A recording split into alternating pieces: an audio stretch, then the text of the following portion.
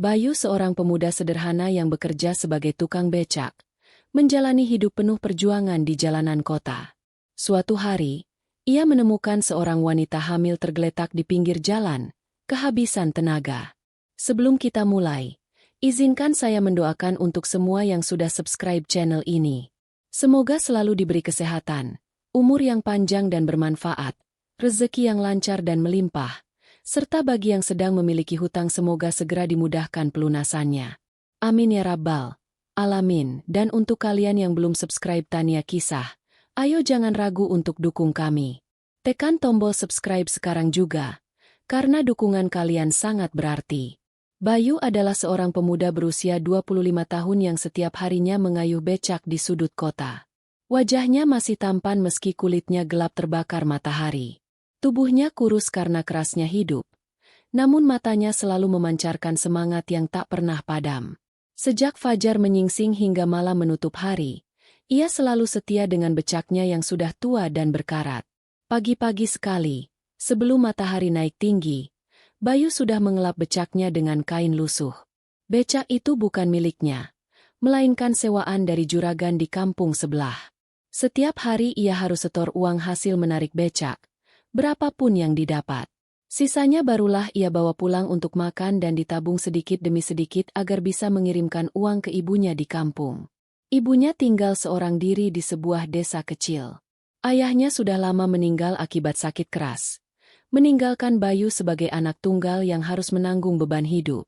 Bayu tidak sempat mengenyam pendidikan tinggi, ia hanya tamat SMP. Namun, meski begitu, ia selalu menanamkan tekad. Apapun pekerjaannya, yang penting halal dan tidak merugikan orang lain.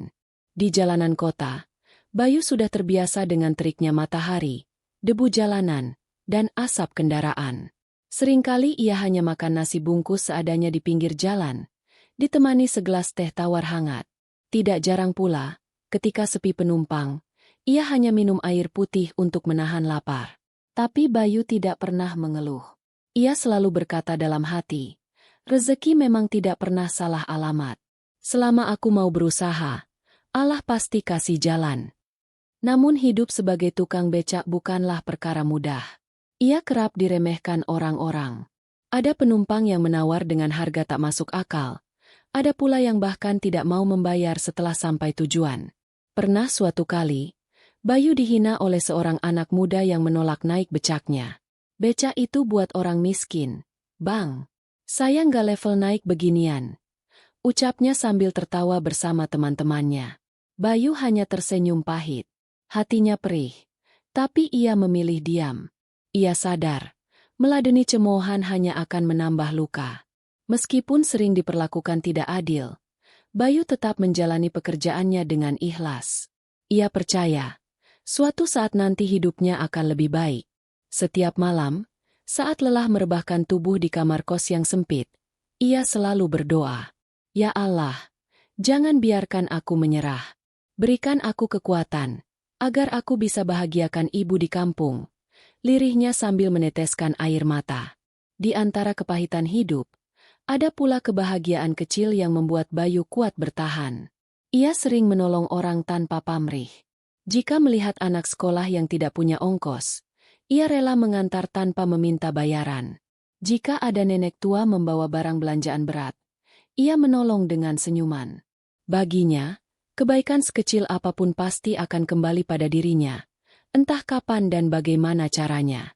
Becak tua yang setia menemaninya itu sudah penuh goresan dan catnya memudar. Roda kirinya sedikit oleng, membuat kayuhan terasa berat. Namun bagi Bayu, becak itu adalah sumber penghidupan. Saksi bisu perjuangannya menjemput rezeki. Setiap kali ia merasa lelah, ia akan menatap becak itu dan berkata pada dirinya sendiri, "Selama aku masih bisa mengayuh, aku tidak boleh menyerah." Hari-hari Bayu mungkin terlihat sederhana, tapi di baliknya tersimpan tekad yang begitu besar. Ia tahu dirinya bukan siapa-siapa di kota besar ini.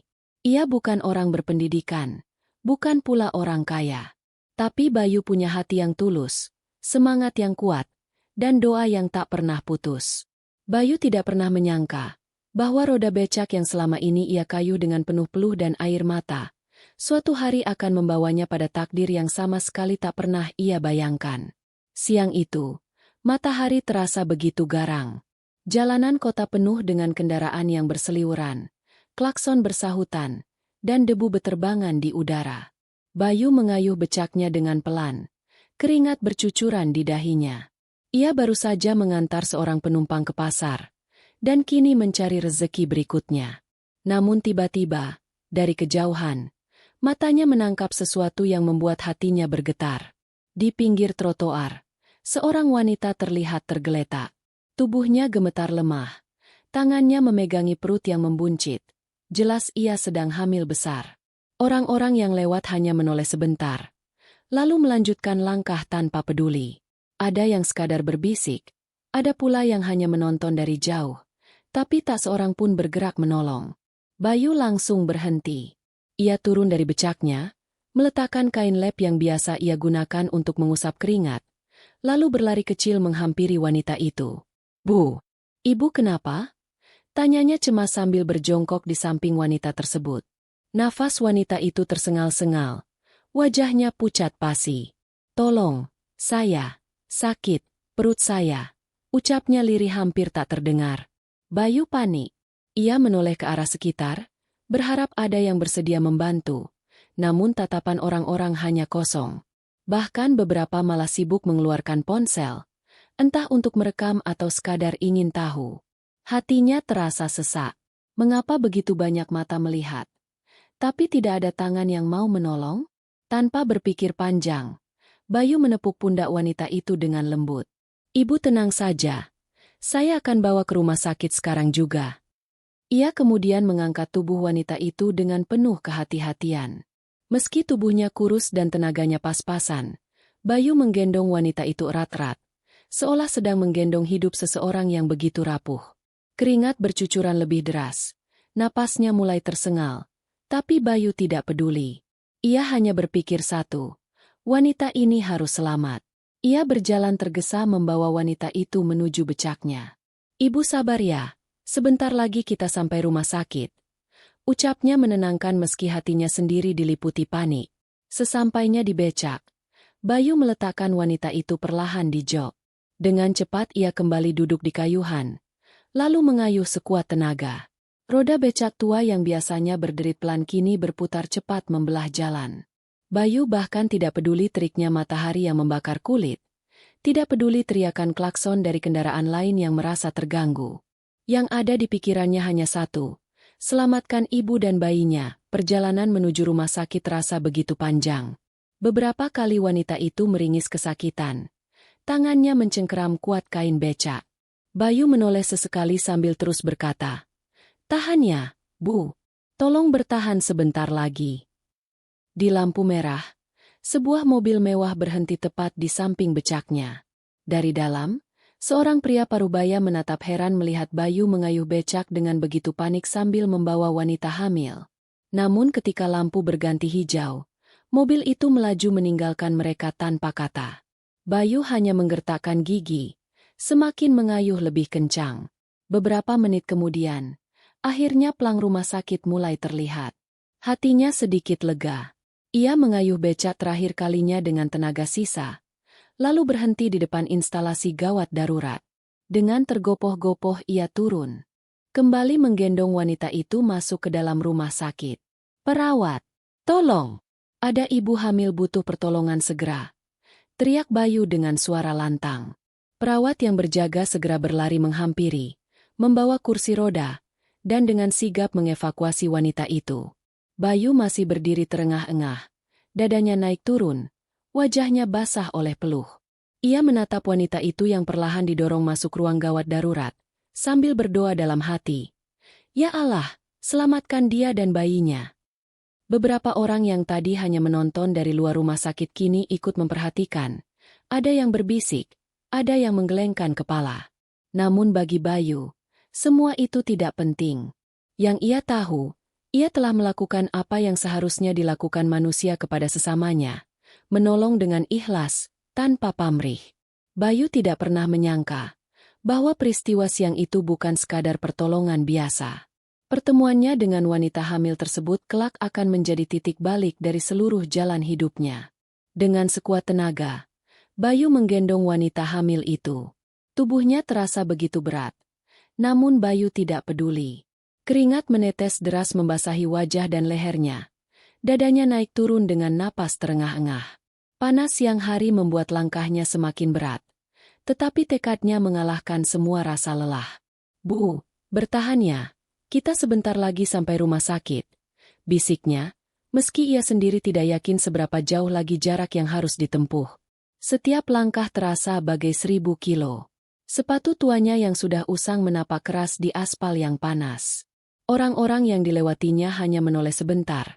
Sebagian heran, sebagian iba, namun tak satu pun yang datang membantu. Ada yang malah hanya sibuk merekam dengan ponsel, seolah penderitaan orang lain hanyalah tontonan semata. Bayu hanya menggertakkan gigi, menahan marah sekaligus kecewa. Wanita itu meringis kesakitan. Tangannya berusaha meraih baju Bayu, mencengkeram erat seakan takut kehilangan pegangan. "Sakit, perut saya sakit sekali," ucapnya lirih. Matanya berkaca-kaca menahan air mata. Bayu berusaha menenangkan. "Ibu tenang, jangan banyak bicara. Fokus bernapas. Saya akan bawa ibu secepatnya." Kata-kata itu diucapkan sambil terus menahan beban tubuh yang hampir membuatnya roboh. Ketika melewati perempatan, sebuah mobil mewah melintas begitu dekat. Klakson dibunyikan keras. Pengemudi melongo keluar sambil berteriak, "Hei, minggir! Jangan halangi jalan." Bayu hanya menunduk, pura-pura tidak mendengar. Baginya, menyelamatkan nyawa jauh lebih penting daripada harga dirinya dihina. Peluh semakin deras. Punggungnya terasa perih karena basah oleh keringat yang bercampur debu. Otot lengannya menegang. Namun ia terus berlari kecil. Beberapa kali lututnya hampir goyah. Tapi setiap kali wanita itu mengerang kesakitan, semangatnya kembali menyala. "Tidak boleh berhenti, tidak boleh menyerah," katanya dalam hati. Hingga akhirnya, setelah melewati jalan panjang yang terasa seperti tak berujung, papan besar bertuliskan Rumah Sakit Umum Kota mulai tampak di kejauhan. Bayu menghela napas lega. Matanya sedikit berbinar. "Ibu, sebentar lagi kita sampai. Bertahan ya," ujarnya penuh harap. Namun perjuangan belum selesai. Pintu masuk rumah sakit tampak ramai. Orang-orang lalu lalang. Bayu berlari memasuki halaman. Terhuyung namun tetap menggenggam erat wanita itu. Sesampainya di depan instalasi gawat darurat, ia berteriak sekuat tenaga. Suaranya parau karena kehabisan napas. "Tolong! Ada ibu hamil butuh pertolongan segera." Beberapa perawat yang mendengar segera menghampiri, mendorong kursi roda. Dengan hati-hati mereka menerima tubuh wanita itu dari pelukan Bayu. Wanita itu segera dibawa masuk ke ruang IGD. Bayu masih berdiri terengah-engah di depan pintu. Kakinya gemetar, tubuhnya hampir ambruk. Ia bersandar di dinding, mencoba mengatur napas. Matanya tak lepas memandang pintu ruang darurat yang baru saja menelan wanita itu. Salah satu perawat sempat menepuk bahunya. "Terima kasih sudah membawanya, Mas. Kalau saja telat sedikit, mungkin keadaannya bisa gawat." Kata-kata itu membuat Bayu menghela napas panjang. Ia menutup matanya sejenak, berdoa dalam hati. "Ya Allah, lindungi dia dan anaknya, semoga mereka selamat." Bayu tidak pernah menyangka, langkah kecilnya hari itu, menggendong seorang wanita tak dikenal di bawah terik matahari, akan menjadi awal dari kisah besar yang mengubah seluruh jalan hidupnya. Bayu masih berdiri di depan ruang gawat darurat. Kaos lusuhnya basah kuyup oleh keringat. Napasnya belum juga teratur. Ia duduk di kursi tunggu yang catnya sudah mengelupas. Menunduk sambil mengusap wajah dengan tangan gemetar. Pikirannya masih kacau. Khawatir dengan kondisi wanita hamil yang baru saja ia bawa. Beberapa menit kemudian, pintu IGD terbuka. Seorang dokter keluar, berbicara cepat dengan para perawat. Tak lama, seorang pria berpakaian rapi berlari tergesa dari arah lobi rumah sakit. Wajahnya tampak pucat. Matanya penuh kecemasan. "Di mana istriku? Bagaimana keadaannya?" teriaknya panik. Bayu menoleh sekilas. Ia bisa melihat jelas dari penampilan pria itu. Setelan jas mahal, jam tangan berkilau, sepatu mengilap, bahwa ia bukan orang biasa. Semua orang di sekitar ruangan tampak mengenalnya. Bahkan para perawat memberi salam hormat dengan terbata-bata. Pria itu segera berbicara dengan dokter. Bagaimana kondisi istri saya? Tolong lakukan apa saja, berapapun biayanya. Saya tidak peduli. Suaranya bergetar, hampir pecah oleh tangis. Dokter menenangkan dengan mengatakan bahwa pasien sudah ditangani. Kondisinya stabil meski sempat kritis. Bayu yang sedari tadi hanya diam, tiba-tiba tersadar ketika dokter menunjuk ke arahnya. Pak Adrian, wanita itu bisa sampai ke sini berkat pemuda itu. Pria bernama Adrian itu menoleh. Matanya menatap langsung ke arah Bayu, yang saat itu masih duduk menunduk dengan pakaian lusuh dan wajah kotor oleh peluh. Bayu langsung berdiri kikuk, menggaruk kepala yang tidak gatal. Maaf, Pak. Saya kebetulan melihat ibu tergeletak di jalan. Jadi saya bawa ke sini. Saya cuma melakukan apa yang seharusnya saya lakukan. Pak Adrian terdiam sejenak, memandang Bayu dari ujung kaki hingga kepala. Raut wajahnya campuran antara heran dan haru. Seorang tukang becak, dengan pakaian sederhana, berani menggendong istrinya di tengah terik matahari, sementara puluhan orang lain hanya menonton tanpa peduli. Tanpa banyak kata, Adrian melangkah mendekat lalu meraih tangan Bayu. Anak muda, aku berhutang nyawa padamu. Kalau bukan karena keberanian dan ketulusanmu, aku mungkin sudah kehilangan istri dan anakku hari ini. Suaranya bergetar penuh emosi.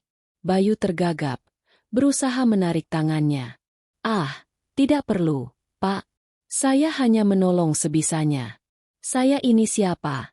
Hanya tukang becak. Yang penting ibu selamat. Itu saja sudah cukup bagi saya. Namun kata-kata sederhana itu justru membuat Adrian semakin tertegun. Ia menatap dalam mata Bayu, melihat ketulusan yang jarang ditemuinya dalam dunia bisnis yang penuh tipu daya. Di hatinya, ia mulai merasa bahwa pemuda ini bukan orang biasa. Tak lama, seorang perawat keluar memberi kabar bahwa kondisi sang istri membaik dan bisa ditemui sebentar. Adrian menoleh sekilas pada Bayu, lalu berkata, "Aku ingin kau ikut melihatnya. Kau orang pertama yang harus ia tahu, bahwa dirinya dan bayi kami selamat berkatmu." Bayu menolak halus. "Tidak usah, Pak. Saya cukup lega mendengar kabar baik ini. Lagi pula, saya bukan siapa-siapa." Adrian menggeleng. "Tidak, Nak.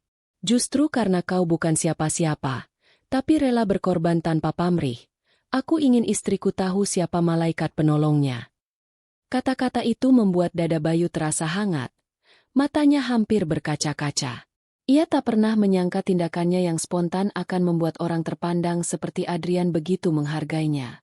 Hari itu, di rumah sakit yang penuh dengan cahaya lampu putih, roda takdir mulai berputar. Bayu, seorang tukang becak sederhana, tidak sadar bahwa langkah kecilnya menolong seorang wanita hamil akan membuka pintu menuju kehidupan baru yang sama sekali tak pernah ia bayangkan sebelumnya. Malam itu, rumah sakit terasa tenang setelah hiruk-pikuk siang hari yang mencekam. Lampu-lampu koridor berpendar lembut, langkah perawat terdengar samar, dan suara monitor pasien berdenting pelan dari balik pintu-pintu ruang perawatan. Bayu duduk di kursi tunggu, masih dengan pakaian lusuh dan wajah lelah. Ia sebenarnya ingin segera pulang, tapi hatinya berkata untuk tetap menunggu kabar. Ada rasa tanggung jawab yang membuatnya tak tega meninggalkan wanita hamil itu begitu saja. Tak lama kemudian, pintu ruang rawat terbuka. Adrian, pria berjas yang tadi panik, kini keluar dengan wajah lega. Senyum kecil muncul di wajahnya meski matanya masih sembab karena menangis. Ia melangkah pelan menuju Bayu, lalu duduk di sampingnya. "Bayu, ya?" tanyanya lembut, memastikan nama yang tadi ia dengar dari dokter. Bayu mengangguk kikuk. "Iya, Pak, saya Bayu. Tukang becak, Pak," jawabnya dengan nada merendah, seolah identitas itu selalu menjadi alasan orang lain meremehkannya. Adrian menoleh, menatapnya dalam-dalam. "Kau tahu, Bayu, kalau bukan karena kau, malam ini mungkin aku sudah kehilangan dua orang yang paling berharga dalam hidupku. Istriku dan anakku." Suaranya bergetar, mengandung rasa syukur yang begitu besar. Bayu menunduk, merasa canggung. Jangan berlebihan, Pak. Saya cuma kebetulan lewat, lalu menolong. Itu saja. Lagi pula, siapapun pasti akan melakukan hal yang sama. Adrian menghela napas panjang. Tidak, Bayu. Banyak orang tadi melihat, tapi hanya kau yang bergerak. Banyak mata yang menonton, tapi hanya kau yang benar-benar peduli. Itulah bedanya. Hening sejenak. Bayu terdiam, merasa kata-kata itu menohok hatinya. Ia memang tidak pernah berharap apapun dari kebaikan yang ia lakukan. Tapi baru kali ini ada seseorang yang benar-benar mengapresiasi tindakannya dengan tulus. Adrian kemudian meraih tangan Bayu, menggenggam erat. Aku berhutang budi padamu. Dan aku bukan tipe orang yang bisa tidur tenang tanpa membayar hutang sebesar ini. Katakan, Bayu, apa yang kau butuhkan dalam hidupmu? Pertanyaan itu membuat Bayu terkejut. Ia menatap Adrian dengan mata melebar. Saya tidak butuh apa-apa, Pak. Saya hanya ingin ibu. Maksud saya, istri Bapak, dan bayinya selamat. Itu saja sudah cukup. Namun Adrian menggeleng tegas. Tidak, Bayu. Kebaikanmu terlalu besar untuk hanya dibalas dengan ucapan terima kasih. Setidaknya izinkan aku melakukan sesuatu untuk masa depanmu. Bayu kebingungan. Ia tidak pernah membayangkan mendapatkan perhatian sebesar ini, apalagi dari seorang CEO terkenal yang kekayaannya mungkin tidak akan habis 7 turunan. Hatinya berdebat. Di satu sisi ia tidak ingin terlihat memanfaatkan keadaan. Tapi di sisi lain ia tahu hidupnya memang berat. Adrian seakan membaca kebimbangannya. Dengar, Bayu, aku bukan sedang mengasihanimu. Aku menghormatimu. Kau mengajarkanku sesuatu hari ini, bahwa kekayaan sebesar apapun tidak berarti apa-apa tanpa hati yang tulus. Jadi izinkan aku membalasnya dengan caraku. Bayu menunduk dalam. Dadanya terasa hangat, matanya basah. Ia hanya bisa berkata pelan. Saya tidak tahu harus bilang apa, Pak. Terima kasih. Terima kasih banyak. Malam itu, Adrian memutuskan sesuatu yang akan mengubah takdir Bayu. Ia berjanji akan membawanya ke perusahaan, bukan sekadar sebagai tukang antar jemput, tapi memberi kesempatan lebih besar. Baginya, pemuda seperti Bayu layak mendapat masa depan yang lebih baik. Bayu pulang malam itu dengan hati yang campur aduk. Ia masih merasa seperti mimpi. Seorang tukang becak sederhana, tiba-tiba mendapat perhatian dan hutang budi dari seorang CEO besar. Ia menatap langit malam sambil berbisik lirih. Ya Allah, apa yang sedang kau rencanakan untukku? Bayu tidak tahu. Hari itu adalah titik awal perjalanannya menuju dunia baru yang penuh tantangan dan perubahan. Dunia yang akan menguji hati, kesabaran, sekaligus ketulusannya. Beberapa hari setelah kejadian di rumah sakit, Bayu kembali menjalani rutinitasnya seperti biasa. Ia mengayuh becak tuanya, menjemput rezeki dari penumpang yang datang silih berganti. Meski tubuhnya letih, hatinya terasa lebih ringan. Ia masih sering teringat ucapan Adrian malam itu. Izinkan aku membalas dengan caraku. Bayu tidak pernah menaruh harapan besar. Baginya, mungkin ucapan itu hanya bentuk terima kasih. Tidak lebih. Ia bahkan tidak berani bermimpi mendapat sesuatu dari seorang pria kaya raya seperti Adrian. Bayu tahu dirinya siapa. Sekadar tukang becak di sudut kota. Hidupnya sederhana dan jauh dari kemewahan. Namun takdir selalu punya cara untuk mengejutkan. Siang itu, ketika Bayu sedang menunggu penumpang di pangkalan, sebuah mobil hitam mengkilap berhenti di depannya. Kaca mobil perlahan terbuka, menampakkan wajah Adrian yang tersenyum hangat. Bayu, aku mencarimu sejak tadi. Ayo naik, ikut aku ke kantor, kata Adrian sambil melambaikan tangan. Bayu terperangah. Ia sempat menoleh ke kanan dan kiri, memastikan bahwa Adrian memang memanggil dirinya. Saya, Pak, mau ke kantor Bapak? Tanyanya gugup. Ya, tentu saja kau. Cepat, jangan khawatir. Aku ingin membicarakan sesuatu yang penting. Jawab Adrian mantap. Dengan ragu, Bayu meninggalkan becaknya. Hatinya berdebar kencang. campuran antara bingung dan cemas. Sepanjang perjalanan, ia duduk kaku di kursi belakang mobil mewah itu. Mobil ber-AC dingin, wangi parfum mahal memenuhi ruangan, sesuatu yang jauh berbeda dari kesehariannya di jalanan berdebu. Tak lama, mobil berhenti di depan sebuah gedung megah bertingkat tinggi. Di puncaknya terpampang nama perusahaan besar yang sering ia dengar dari berita. Bayu menelan ludah. Langkahnya terasa berat saat mengikuti Adrian masuk. Pegawai-pegawai berdasi rapi memberi salam hormat kepada sang CEO. Namun ketika melihat Bayu dengan pakaian lusuh, beberapa berbisik-bisik penuh heran. Adrian menuntun Bayu ke ruang kerjanya di lantai atas. Ruangan itu luas. Dindingnya dari kaca besar yang memperlihatkan pemandangan kota. Bayu hanya bisa ternganga, merasa dirinya seolah berada di dunia lain. "Duduklah, Bayu," ucap Adrian sambil tersenyum. Dengan gugup, Bayu duduk di kursi empuk yang terasa terlalu mewah baginya. "Ada apa ya, Pak? Maaf kalau saya salah duduk di tempat seperti ini," katanya pelan. Adrian tertawa kecil. "Tidak ada yang salah, Bayu. Justru aku yang mengundangmu ke sini. Aku ingin menepati janjiku. Aku ingin kau bekerja di perusahaanku." Bayu langsung terbelalak. "Apa? Bekerja di perusahaan Bapak?" Suaranya hampir serak, seakan tak percaya dengan apa yang baru ia dengar. Adrian mengangguk tegas. "Ya, aku ingin memberimu kesempatan. Kau punya ketulusan, keberanian, dan hati yang bersih. Itu jauh lebih berharga daripada ijazah atau gelar. Aku butuh orang-orang sepertimu di sekelilingku." Bayu terdiam. Kata-kata itu bagai mimpi. Di satu sisi, hatinya melonjak bahagia, seolah pintu rezeki terbuka lebar. Namun di sisi lain, keraguannya begitu besar. Ia hanya tukang becak, tamat SMP, tak pernah masuk kantor, apalagi mengurus hal-hal rumit tentang bisnis. "Pak, saya ini siapa? Saya nggak punya pendidikan tinggi, nggak ngerti komputer, nggak ngerti aturan kantor. Saya takut malah bikin Bapak malu," ucap Bayu jujur, menunduk dalam. Adrian menepuk bahunya pelan. "Justru karena kau jujur, aku percaya padamu. Ilmu bisa dipelajari, keterampilan bisa dilatih. Tapi hati yang tulus dan keberanian? Itu tidak bisa dibeli. Dan kau punya keduanya." Mata Bayu mulai berkaca-kaca. Kata-kata itu menusuk hatinya, membuat rasa rendah dirinya perlahan terkikis. Dalam hati ia berdoa, "Ya Allah, jika ini jalan MU, kuatkanlah aku untuk menjalaninya."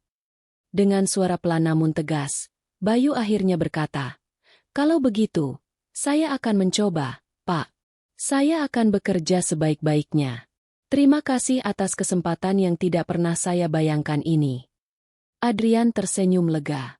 "Itu yang ingin ku dengar. Mulai besok, kau resmi menjadi bagian dari perusahaan ini."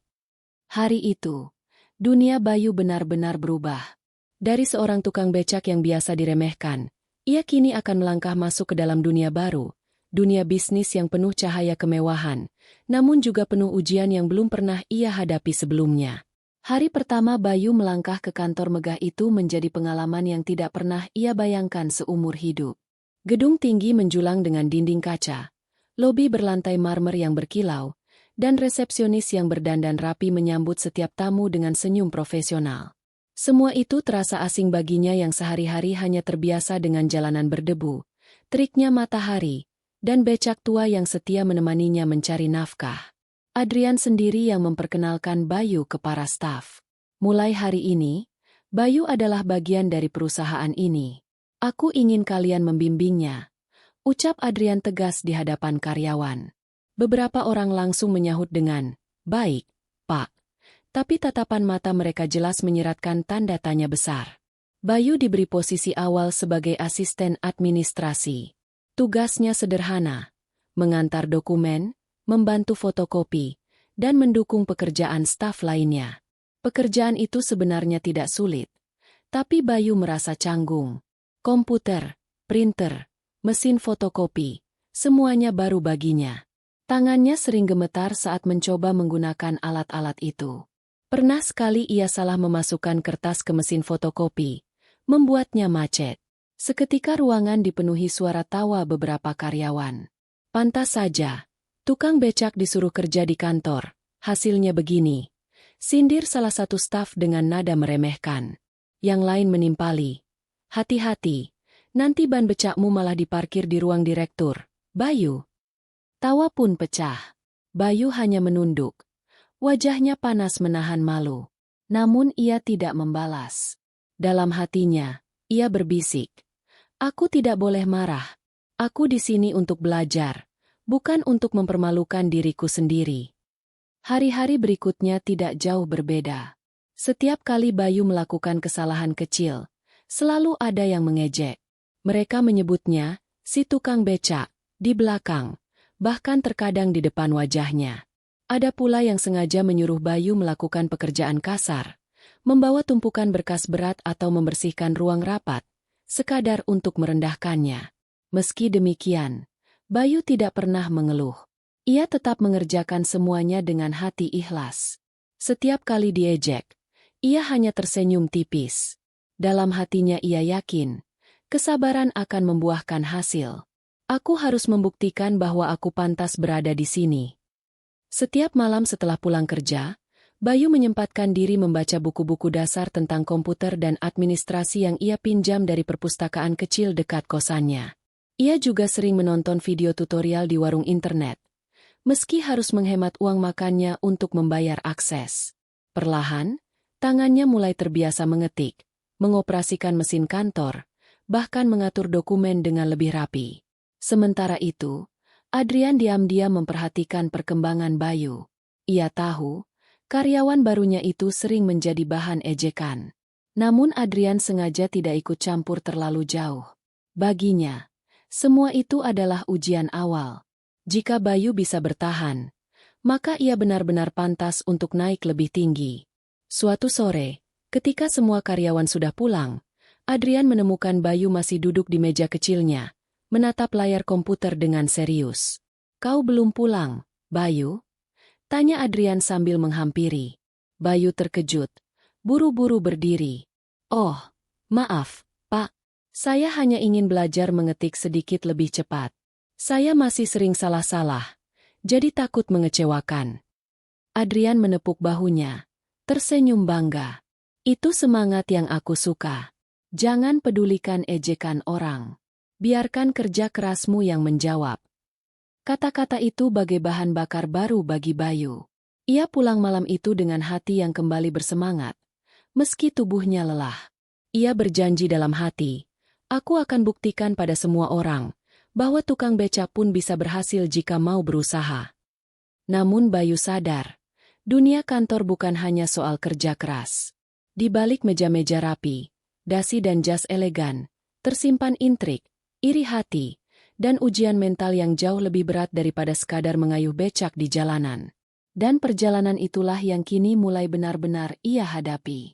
Hari-hari Bayu di kantor semakin penuh ujian. Meski sudah berusaha keras, tetap saja masih ada saja karyawan yang meremehkannya. Mereka melihat Bayu bukan sebagai rekan kerja, melainkan sekadar si tukang becak yang beruntung bisa masuk perusahaan besar. Bayu, tolong fotokopi ini 10 rangkap.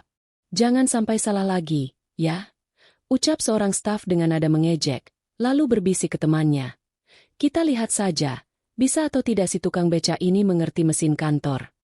Bayu hanya tersenyum dan menerima berkas itu. Ia tak membalas. Namun hatinya panas, bukan karena hinaan itu, melainkan karena ia merasa harus membuktikan dirinya. Dengan hati-hati ia menjalankan mesin fotokopi, mengulang langkah-langkah yang telah ia pelajari malam sebelumnya. Kali ini, tidak ada kertas yang tersangkut. Hasilnya rapi, sesuai permintaan. Namun meski berhasil, tetap saja ejekan datang. Wah, luar biasa. Si tukang becak sekarang bisa fotokopi. Seru salah seorang karyawan, diikuti tawa beberapa orang lain. Bayu menunduk, menarik napas dalam-dalam. Sabar, Bayu. Jangan biarkan mereka menguasaimu. Batinnya. Yang membuatnya kuat hanyalah satu hal, dorongan dalam dirinya untuk membalas semua keraguan itu dengan prestasi. Ia yakin, cepat atau lambat, ketekunan akan berbicara. Suatu hari, datanglah sebuah kesempatan. Adrian mengumumkan bahwa perusahaan akan mengadakan tender besar dengan mitra luar negeri. Semua karyawan sibuk mempersiapkan dokumen presentasi dan laporan keuangan. Bayu, meski hanya asisten, ikut membantu membereskan berkas-berkas penting. Ketika rapat persiapan dimulai, salah satu staf senior terburu-buru meninggalkan ruangan, lupa membawa dokumen penting yang ia letakkan di meja Bayu. Tanpa pikir panjang, Bayu memberanikan diri masuk ruang rapat, mengetuk pintu, dan menyerahkan dokumen itu kepada Adrian. "Maaf, Pak, ini dokumen yang tertinggal. Saya khawatir rapatnya terganggu tanpa ini," ujar Bayu dengan sopan. Semua mata menatapnya, sebagian dengan sinis. Namun Adrian justru tersenyum tipis dan berkata, "Terima kasih, Bayu. Ini sangat membantu." Momen kecil itu membuat Adrian semakin memperhatikan Bayu. Ia melihat sesuatu yang berbeda, kejujuran, ketulusan, dan kesungguhan dalam diri pemuda sederhana itu. Namun ujian sesungguhnya datang beberapa hari kemudian. Ada laporan keuangan yang hilang dari meja staf. Semua orang panik, karena laporan itu sangat penting untuk presentasi ke mitra asing. Anehnya, beberapa karyawan langsung menuding Bayu. "Pasti dia. Siapa lagi yang sering keluar masuk ruangan kita? Tukang becak mana mengerti dokumen perusahaan? Mungkin dia ambil untuk dijual," tuduh salah seorang staf dengan nada tinggi. Bayu terdiam. Ia tidak percaya akan dituduh seberat itu. Saya tidak pernah menyentuh dokumen itu selain yang diberikan kepada saya," ucapnya lirih. Namun suaranya bergetar menahan perasaan. "Tapi kau selalu ada di sekitar sini, Bayu. Kalau bukan kau, siapa lagi?" desak yang lain.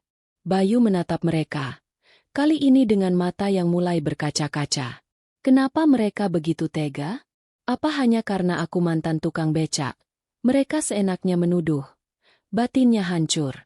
Di tengah suasana tegang itu, Adrian tiba-tiba masuk. Ia mendengarkan semua tuduhan, lalu menatap Bayu dalam-dalam. "Bayu, katakan yang sebenarnya. Apa kau tahu soal dokumen itu?" Dengan suara bergetar, Bayu menjawab, "Demi Allah, Pak, saya tidak pernah menyentuh dokumen itu. Saya mungkin hanya tukang becak, tapi saya tidak akan mengkhianati kepercayaan Bapak. Harga diri saya bukan untuk dijual." Ruangan hening seketika. Semua terdiam melihat kesungguhan di mata Bayu. Adrian lalu berkata tegas, "Aku percaya pada Bayu. Aku sendiri yang menitipkan beberapa berkas padanya, dan ia selalu mengembalikan dengan rapi. Jika dokumen itu hilang, bukan dia pelakunya." Tak lama, dokumen yang hilang ditemukan di laci seorang staf yang menuduh Bayu. Rupanya ia sendiri yang ceroboh, lupa menaruhnya. Wajahnya memerah menahan malu, tapi tidak ada yang berani lagi menuduh Bayu setelah kejadian itu. Malam harinya, Bayu duduk seorang diri di kamarnya yang sederhana. Ia menatap langit-langit, mengingat semua kejadian hari itu. Meski sakit hati karena dituduh, ia merasa bangga karena mampu mempertahankan harga dirinya tanpa harus marah atau membalas dendam. "Ya Allah, mungkin inilah ujianku. Selama aku sabar dan jujur, pasti akan ada jalan. Aku hanya ingin membuktikan bahwa tukang becak pun bisa menjaga kehormatan," ucap Bayu lirih, sebelum akhirnya menutup mata dengan senyum tipis. Ia tidak tahu bahwa sejak hari itu Adrian semakin yakin bahwa Bayu bukan orang biasa. Dan ujian harga diri itu hanyalah langkah awal menuju perubahan besar dalam hidupnya. Hari itu kantor dipenuhi suasana berbeda. Ada pengumuman penting yang membuat semua karyawan penasaran. Adrian, sang CEO, akan mengumumkan beberapa perubahan struktur dalam perusahaan. Bayu yang duduk di meja kerjanya tidak terlalu memikirkan hal itu. Ia hanya sibuk menata berkas-berkas seperti biasa, berusaha bekerja sebaik mungkin tanpa memikirkan hal lain. Namun dalam hatinya, ia tidak bisa menolak rasa ingin tahu. "Perubahan apa lagi ya? Semoga bukan sesuatu yang membuatku kehilangan kesempatan belajar di sini," gumamnya dalam hati. Siang itu, Seluruh karyawan berkumpul di aula kantor. Adrian berdiri di depan dengan penuh wibawa, ditemani beberapa direktur dan manajer senior. "Terima kasih atas kerja keras kalian semua," ucap Adrian membuka pidato singkatnya. "Tahun ini kita menghadapi banyak tantangan, tapi berkat kerjasama, kita mampu melewatinya. Dan saya percaya, penghargaan terbesar bagi kerja keras adalah kesempatan yang lebih baik." Semua menatap penuh antusias. Adrian lalu menyebut beberapa nama karyawan yang mendapatkan promosi. Bayu hanya mendengarkan sambil bertepuk tangan kecil, hingga tiba-tiba telinganya menangkap sesuatu yang tak pernah ia duga. "Dan untuk posisi supervisor baru di bagian administrasi, saya memutuskan menunjuk Bayu." Ruangan mendadak hening. Seolah-olah semua orang berhenti bernapas sejenak. Beberapa karyawan saling pandang dengan ekspresi tidak percaya. Ada yang berbisik, ada pula yang langsung mengernyitkan dahi. "Supervisor? Bayu?" Salah satu staf berbisik dengan nada sinis. "Bukankah dia dulu cuma tukang becak?" Sahut yang lain dengan suara setengah mengejek. Sementara itu, Bayu sendiri terpaku. Ia tidak percaya dengan apa yang baru saja didengar. Tangannya bergetar, dadanya berdegup kencang. "Apa? Benar aku yang dipilih?" pikirnya. Adrian tersenyum melihat ekspresi bingung Bayu. "Bayu, silakan maju." Dengan langkah ragu namun mantap, Bayu maju ke depan. Ia menundukkan kepala, menerima ucapan selamat dari Adrian. "Selamat, Bayu. Ini baru langkah awal. Jangan sia-siakan kesempatan ini," ujar Adrian sembari menepuk bahunya. Air mata hampir jatuh dari mata Bayu. Ia menunduk dalam-dalam, berusaha menyembunyikan perasaan haru yang begitu besar. "Terima kasih, Pak. Saya akan berusaha sebaik mungkin." Sejak hari itu, status Bayu berubah. Dari seorang karyawan biasa yang sering diremehkan, kini ia menjadi supervisor. Pekerjaannya pun bertambah, mengatur alur kerja tim administrasi, memastikan laporan masuk tepat waktu, hingga memberikan arahan kepada bawahan. Awalnya, banyak yang meragukannya. Beberapa bawahan bahkan tidak mau mendengarkan instruksinya. "Ah, ngapain nurut sama dia? Baru kemarin narik becak, sekarang mau atur-atur orang," sindir salah seorang staf di belakangnya. Namun Bayu tidak goyah. Ia tidak membalas dengan amarah, melainkan dengan contoh nyata. Ia datang lebih awal dari karyawan lain, memeriksa semua berkas dengan teliti, bahkan ikut membantu pekerjaan yang seharusnya bukan tugasnya. Ketika ada bawahan yang kesulitan, Bayu turun tangan langsung tanpa banyak bicara. Lama-kelamaan, orang-orang mulai melihat kesungguhannya. Bayu bukan tipe atasan yang hanya bisa memerintah. Ia bekerja bersama, membimbing dengan sabar, bahkan rela mengajarkan apa yang ia tahu meski dirinya sendiri masih belajar. Suatu ketika, ada laporan mendesak yang harus selesai malam itu juga. Banyak karyawan sudah kelelahan dan ingin pulang. Namun Bayu tetap tinggal, duduk bersama dua stafnya yang masih kebingungan. Ia membantu mereka menghitung ulang data, menulis ulang laporan, hingga akhirnya pekerjaan selesai. Melihat itu, salah satu staf berbisik ke temannya. "Bayu memang beda. Dia nggak seperti supervisor lain. Kalau bukan karena dia, mungkin kita dimarahi habis-habisan besok." Perlahan tapi pasti, pandangan mereka terhadap Bayu berubah. Yang dulu meremehkan, kini mulai segan. Yang dulu mengejek, kini diam-diam kagum. Malam itu, setelah pulang dari kantor, Bayu berjalan ke kosannya dengan senyum tipis. Ia masih mengenakan kemeja sederhana yang sedikit kusut karena dipakai seharian. Sesampainya di kamar sempitnya, ia duduk di lantai, menatap langit-langit. Air mata yang sejak tadi ia tahan akhirnya jatuh. Bukan air mata kesedihan, melainkan rasa syukur yang begitu besar. "Ya Allah, siapa aku ini? Dulu aku hanya tukang becak yang bahkan sering tidak cukup uang untuk makan. Sekarang Engkau beri aku kesempatan sebesar ini. Aku berjanji akan menjaganya sebaik mungkin," ucap Bayu lirih. Suaranya bergetar. Ia sadar, kenaikan jabatan ini bukan akhir dari perjalanan. Justru inilah awal dari tanggung jawab yang lebih besar. Dan ia bertekad untuk membuktikan bahwa meski berasal dari jalanan, ia mampu memimpin dengan hati, bukan dengan kesombongan. Bayu tidak tahu bahwa promosi ini hanyalah batu loncatan pertama menuju perubahan besar dalam hidupnya. Masih banyak rintangan menanti, tapi kini ia memiliki keyakinan lebih kuat daripada sebelumnya. Harga diri, kerja keras, dan kejujuran akan selalu membuka jalan. Sejak menjadi supervisor, kehidupan Bayu perlahan mulai berubah. Ia kini memiliki gaji tetap yang jauh lebih besar dari penghasilannya saat menarik becak. Pakaiannya lebih rapi, kemejanya selalu disetrika dengan wangi yang khas, dan sepatunya mengilap setiap pagi. Ia kini bisa makan di kantin bersama rekan-rekan kerjanya tanpa harus menahan lapar. Bahkan sesekali ia mampu mengirim uang lebih banyak ke kampung untuk ibunya. Namun di balik perubahan itu, datang pula godaan yang tidak pernah ia bayangkan sebelumnya. Suatu sore, setelah rapat mingguan, beberapa rekan kerja mengajaknya makan malam di restoran mewah. "Ayo, Bayu, kita kan sekarang setara. Supervisor juga harus bisa nikmati hidup. Jangan terus-terusan sederhana," kata salah seorang rekan dengan nada menggoda. Bayu menolak halus. "Maaf, aku masih ada urusan lain. Mungkin lain kali." Ia tahu, makan di restoran mahal tidaklah salah. Namun hatinya merasa belum pantas. Baginya, menghabiskan uang ratusan ribu hanya untuk sekali makan, sementara ibunya di kampung masih harus berhemat, adalah sesuatu yang membuatnya tidak nyaman. Meski begitu, ajakan-ajakan seperti itu semakin sering datang. Bahkan ada juga undangan ke tempat hiburan malam. Bayu menolak dengan sopan, tetapi ia bisa merasakan ejekan halus dari rekan-rekan kerjanya. "Supervisor kok hidupnya masih kayak orang susah? Kalau gitu, kapan majunya? Hidup sekali, nikmatilah." Bayu hanya tersenyum, menahan hati.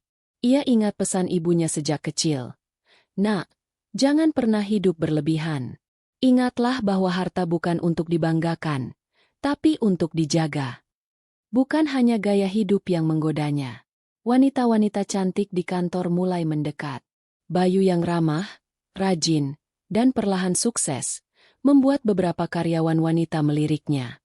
"Bayu, nanti malam temani aku pulang ya, sekalian makan bareng," ucap seorang staf wanita sambil tersenyum manis. "Terima kasih, tapi aku harus menyelesaikan laporan dulu," jawab Bayu sambil menunduk sopan. Di lain kesempatan, seorang wanita dari divisi lain bahkan terang-terangan menggoda. "Supervisor muda kayak kamu pasti banyak yang suka, ya? Kalau aku jadi pacar kamu, pasti bangga sekali." Bayu menelan ludah. Jantungnya berdetak kencang. Godaan seperti itu jelas menyentuh hatinya. Ia memang seorang pemuda biasa yang juga punya rasa ingin dicintai. Tapi ia segera mengingat wajah ibunya di kampung. Sosok yang selalu menasihatinya untuk berhati-hati. "Jangan sampai kau kecewakan ibumu, Bayu," bisik hatinya. Dengan tenang ia menjawab, "Maaf, saya lebih baik fokus bekerja dulu." Namun godaan terbesar datang dari hal yang paling menggiurkan, uang. Suatu malam, Bayu didatangi oleh seorang rekan senior yang menawarkan jalan pintas. "Bayu, kamu ini punya kesempatan besar. Kalau mau, ada proyek kecil yang bisa kita mainkan. Uangnya besar, dan gak ada yang tahu. Kamu tinggal tanda tangan saja." Bayu terdiam. Dalam pikirannya, uang itu bisa ia gunakan untuk membeli rumah layak, membawa ibunya ke kota, atau bahkan membantu anak-anak jalanan yang dulu sering bermain dengannya. Tapi ada sesuatu yang membuat dadanya terasa sesak. Perasaan bersalah yang muncul hanya karena membayangkannya. Ia menggeleng pelan. "Maaf, saya tidak bisa. Saya bekerja di sini karena kepercayaan Pak Adrian. Kalau saya mengkhianati itu, berarti saya mengkhianati diri sendiri." Rekan senior itu tertawa sinis. "Hahaha, dasar bodoh. Dunia ini bukan tempat orang lurus seperti kamu. Cepat atau lambat, kamu akan sadar bahwa uang adalah segalanya." Bayu hanya terdiam, menunduk, tetapi hatinya tetap teguh. Malam itu, ketika kembali ke kamar kosnya, Bayu duduk lama di depan jendela kecil. Lampu jalan temaram menemani pikirannya yang kalut. Ia mengambil sebuah foto tua, foto dirinya bersama sang ibu di depan rumah bambu mereka di kampung. Air matanya menetes.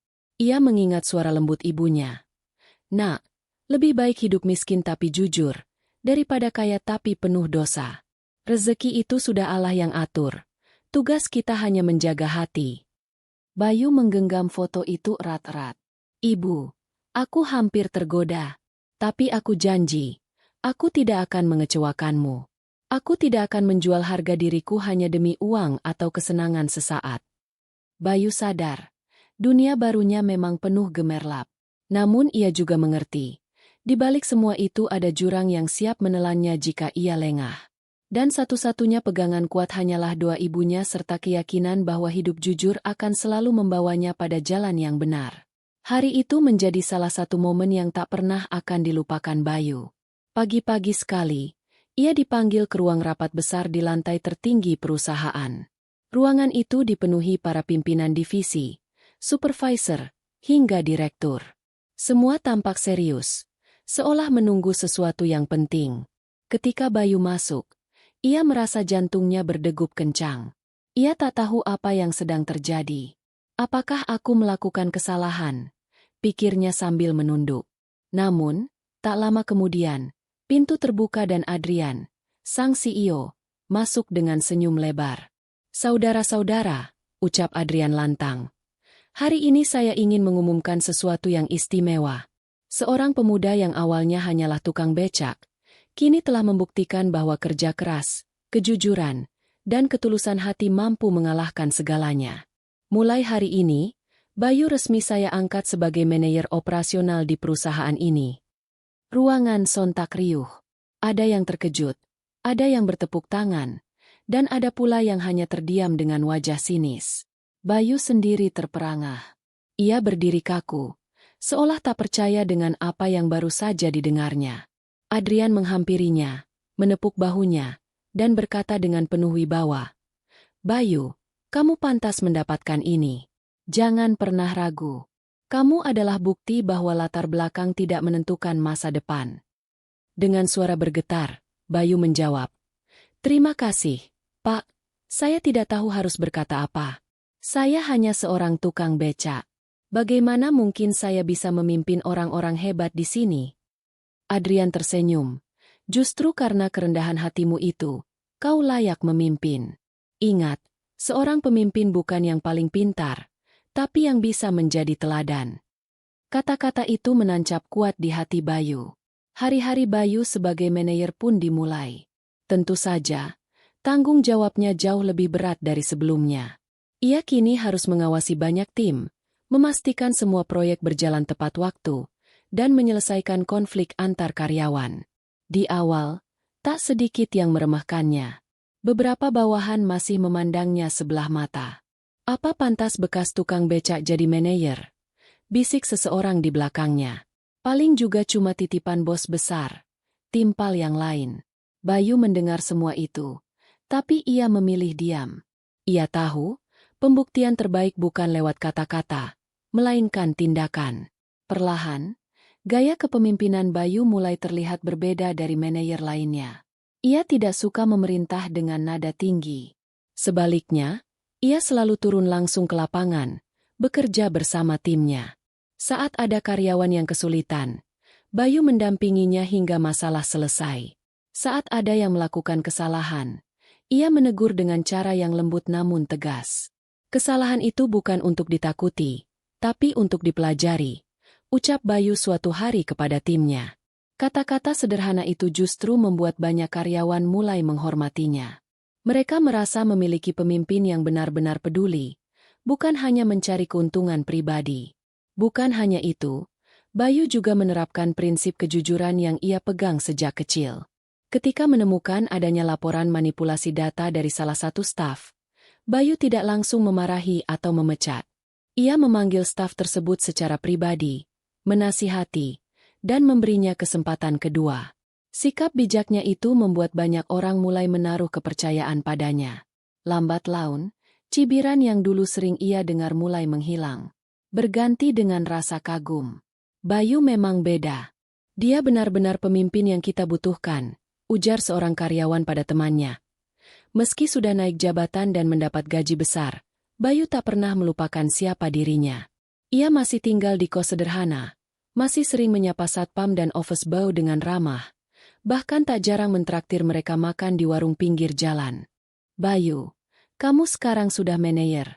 Harusnya makan di restoran, bukan di warung kecil begini, kata seorang rekan manajer lain. Bayu hanya tersenyum. Makanan sederhana ini justru mengingatkan saya pada perjuangan dulu. Dan bagi saya, kebersamaan lebih penting daripada tempatnya. Sikap rendah hati itu membuat Bayu semakin disegani, bukan hanya oleh bawahan, tetapi juga oleh rekan-rekan sejawatnya. Suatu malam, ketika semua orang sudah pulang, Bayu duduk sendirian di ruangannya. Ia menatap keluar jendela gedung tinggi, melihat gemerlap lampu kota. Tiba-tiba ia teringat masa-masa ketika harus mengayuh becak di jalanan yang sama, mencari penumpang di bawah terik matahari dan hujan deras. Air matanya menetes. Ya Allah, siapa sangka anak tukang becak seperti aku bisa sampai sejauh ini. Semua ini bukan karena aku hebat, tapi karena engkau memberi jalan melalui kebaikan kecil yang pernah kulakukan. Ia menggenggam foto ibunya yang selalu ia simpan di dompet. Dengan suara lirih ia berbisik, "Bu, doamu benar-benar tidak pernah putus. Aku berjanji, aku tidak akan pernah melupakan dari mana aku berasal." Malam itu, Bayu semakin mantap melangkah sebagai seorang manajer. Ia tahu jalan di depannya masih panjang, tetapi ia yakin dengan satu hal. Selama ia tetap rendah hati, jujur, dan ikhlas, maka tak ada yang mustahil dalam hidup. Waktu berlalu begitu cepat. Bayu kini dikenal luas, bukan hanya sebagai seorang manajer muda yang sukses, tapi juga sebagai sosok inspiratif yang kerap muncul dalam kisah-kisah motivasi. Namun di balik semua pencapaian itu, Bayu tetaplah Bayu yang sama, pemuda sederhana yang dulu mengayuh becak di jalanan kota dengan penuh peluh. Pagi itu, Bayu berangkat kerja dengan mobil dinas perusahaan. Supirnya menawarkan untuk menurunkannya tepat di depan pintu kantor, tetapi Bayu menolak. Ia meminta untuk diturunkan di ujung jalan, lalu berjalan kaki sambil menyapa satpam, pedagang kecil, hingga tukang parkir. "Mas Bayu, sudah jadi orang besar kok masih mau mampir ke sini?" tanya seorang penjual nasi uduk di trotoar. Bayu tersenyum sambil membeli seporsi. "Kalau saya lupa rasanya makan di sini, berarti saya sudah lupa siapa diri saya, Pak." Orang-orang kecil di sekitarnya merasa dihargai. Mereka kagum karena Bayu, meski kini bergelimang fasilitas, tetap rendah hati dan tak sungkan menyapa mereka layaknya teman lama. Suatu sore, saat perjalanan pulang dari kantor, Bayu melihat seorang anak kecil duduk di pinggir jalan, memegangi sandal jepitnya yang putus. Wajah anak itu mirip dirinya ketika masih kecil, penuh lelah, tapi tetap berusaha tegar. Bayu pun turun dari mobil, menghampiri anak itu, lalu membelikannya sandal baru di warung terdekat. "Terima kasih, Om," kata si anak dengan mata berbinar. Bayu menepuk bahunya. "Jangan menyerah, Nak. Ingat, asal kamu mau berusaha dan jujur, hidup bisa berubah." Orang-orang yang melihat adegan itu sempat heran. Itu kan Pak Bayu, manajer perusahaan besar. Kenapa repot-repot turun hanya untuk urusan sandal? Namun bagi Bayu, hal kecil itulah yang membawanya sampai ke titik ini. Ia tak pernah lupa. Hidupnya berubah karena sebuah kebaikan sederhana yang ia lakukan tanpa pamrih. Kisah hidup Bayu pun semakin dikenal. Banyak media menulis tentangnya. Dari tukang becak jadi manajer, ketulusan yang mengubah takdir, hingga pemimpin yang lahir dari jalanan. Namun setiap kali diwawancara, Bayu selalu menolak disebut pahlawan. "Saya bukan siapa-siapa," ucapnya rendah hati. "Saya hanya melakukan apa yang seharusnya dilakukan manusia terhadap sesamanya, menolong tanpa mengharap balasan. Kalau kemudian hidup saya berubah, itu semua karena Allah membalas kebaikan kecil saya dengan cara yang tidak pernah saya bayangkan." Kata-kata itu membuat banyak orang terinspirasi. Tidak sedikit pemuda miskin di kampung maupun di kota yang menjadikan Bayu sebagai teladan. Mereka percaya, meski berasal dari keluarga sederhana, masa depan bisa berubah asal ada kerja keras dan ketulusan. Adrian, Sang CEO yang dulu menolong Bayu dengan kesempatan besar, kini justru sering mengatakan bahwa ia pun belajar dari Bayu. Bayu mengingatkan saya, kekayaan dan jabatan hanyalah titipan. Yang abadi adalah kebaikan hati, ujar Adrian dalam salah satu pidatonya. Hubungan Bayu dengan keluarga Adrian pun sangat dekat. Istri Adrian yang dulu ia tolong sering menyebut Bayu sebagai penyelamat kedua setelah dokter. Bahkan anak kecil yang dilahirkan wanita itu tumbuh mengenal Bayu bukan hanya sebagai manajer ayahnya, melainkan sebagai paman yang penuh kasih sayang.